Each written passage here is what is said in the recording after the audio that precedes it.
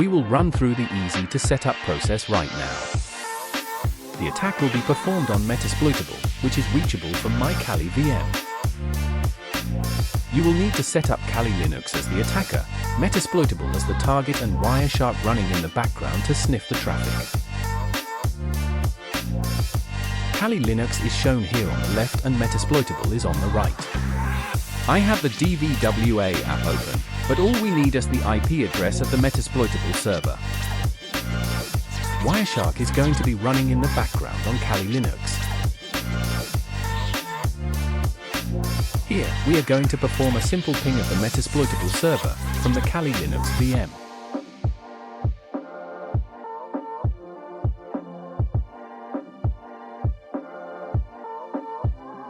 We will also need to start a capture on the Ethernet 0 interface, so we can sniff the ICMP packets generated by the ping.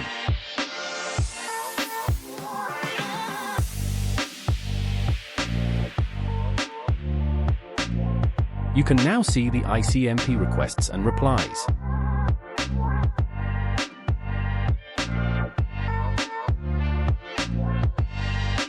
This HPING3 command has several flags added to it that I will explain in the following example.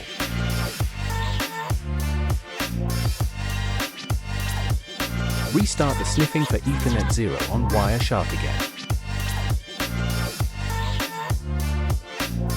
The flags being used on the command are as follows. -S is for SYN packets. -V is for verbose mode, so you see all of the output.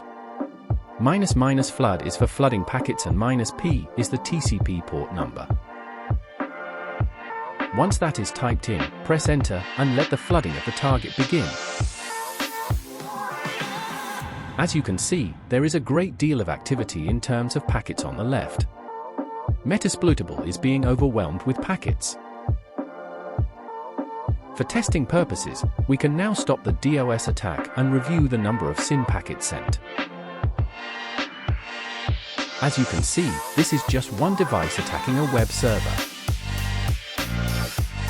Imagine a server on the internet with thousands of connections running to it. It would be completely overwhelmed and the web service would be taken offline. Thanks to G-Man for an easy tutorial to follow. Any questions, place in the comments below. Thanks again for watching. Like and subscribe to the G-Man channel.